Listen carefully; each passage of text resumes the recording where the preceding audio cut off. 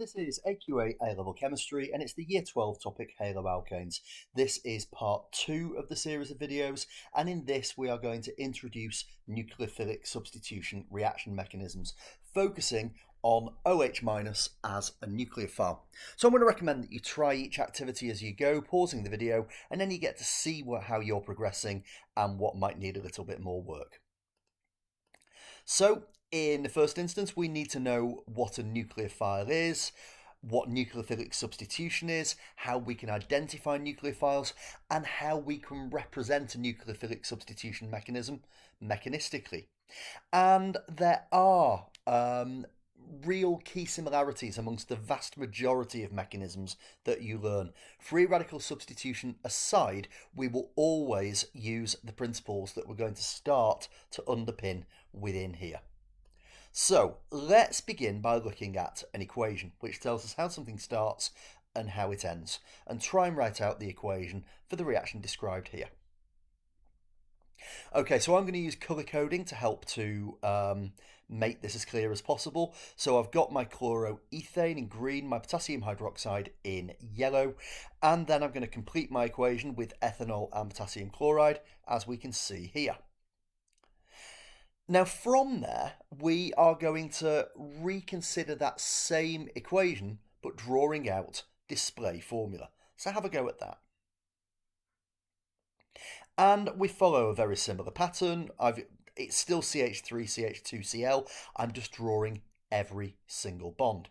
And then you can see here, I've deliberately left at the O. And that's because when we're talking about display formula, you really do have to reinforce every single bond. If you simply write OH there and the display formula is asked for, you wouldn't get the mark. And then KCl and KOH, we don't do a display formula there, ionic compounds. Okay, now the mechanism is described as a substitution reaction. Why? How can we see that this is substitution? Here's the equation for you to have a look at. And if I just look at the key changes here, the Cl has gone from bonded to a carbon to bonded to the potassium, and my OH has gone from bonded to potassium to bonded to the carbon. So the OH- ion has substituted the chlorine in the compound, therefore substitution.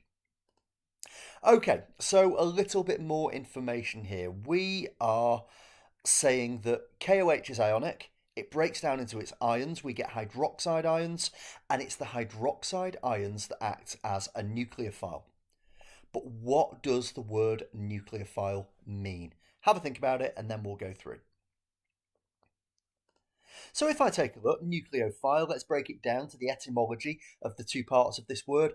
Phile, lover of, and nucleo, we're thinking nucleus, we're thinking positive charge. So a lover of the positive charge, but we would never write that down in an exam or an assessment. If it is attracted to a positive charge, that means that it is negative. And what makes it negative? Electrons. It means it's electron rich. And if it's electron rich, and we're now at the definition, a nucleophile is an electron pair donor. So now we are going to try to work out how we get from the beginning of this reaction, the reactants, to the end, the products. Can we see any reason why there might be an attraction, why the nucleophile might attack the haloalkane? Well, here's my chloroethane and my hydroxide ion. And where do we have any level of attraction? Well, there's definitely, in a negative ion with a lone pair of electrons, there's definitely a negative charge. That would want something positive to be attracted to. And actually, as we spoke about in the previous video, and as has been discussed at length in the bonding topic, carbon is delta positive and chlorine is delta negative because of the difference in electronegativity. So we've got an attraction between the negative OH- ion and the delta positive carbon. So with that in mind, we need to think about how we're going to represent that and reflect that. And in a mechanism, we use curly arrows to show the movement of electrons. So where do you think the mechanism is going to have an arrow added? And the key thing here is that we are going from electron rich to electron deficient. So we're always going to go from the more negative to the more positive. In this case, the OH minus ion to the delta positive carbon. And we're partway through the mechanism. If we do that, that leads to another question. Let's imagine it stopped there. Would the resulting compound be stable? If not, why not? What would it look like? Well, by attacking the carbon, you're essentially creating a covalent bond, which means the compound would look like this. But that does pose a big problem, because I've got 5 bonds around the carbon, and carbons can only have 4 bonds. So that can't be right. So back to the drawing board. How do we finish this mechanism? Well, we've already got the start of the mechanism. How do we represent what happens to take us to ethanol, bearing in mind that the Cl- ion is somehow lost? Again, it's a curly arrow, electron rich to electron deficient.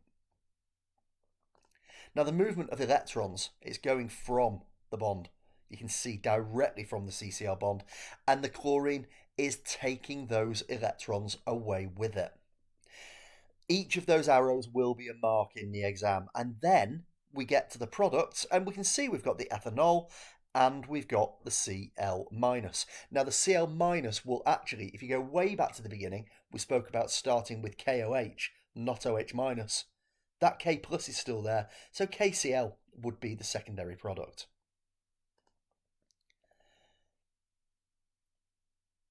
And I've just spoken about this, but let's take a look at it again. And I'm going to use this opportunity to go right back through the mechanism from beginning to end. I'm going to represent it with the OH-, not the KOH. I am going to put my curly arrows in, the first one which creates the bond between the C and the OH, and the second one where the electrons from the CCl bond are taken away by the chlorine. And we end up with the product, and we end up with the Cl-. Now, as I've just discussed, the source of the OH- is KOH. Now that means that K plus and OH- ions, the OH- ion is joined on, so I'm left with the K plus ion. And that K plus ion combines with the Cl- ion, hence potassium chloride, secondary product. A really important question here.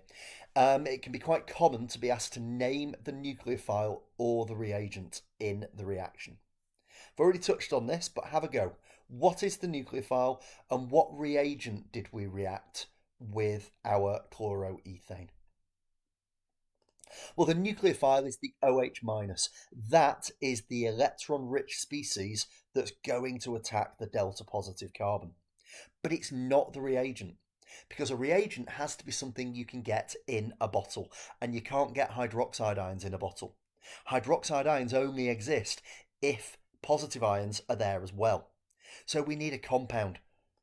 It could be KOH, it could be NaOH. So that takes us to the end of this video. In the next video, we're going to look at this same mechanism, but with 2 further nucleophiles. Thank you for listening. Goodbye.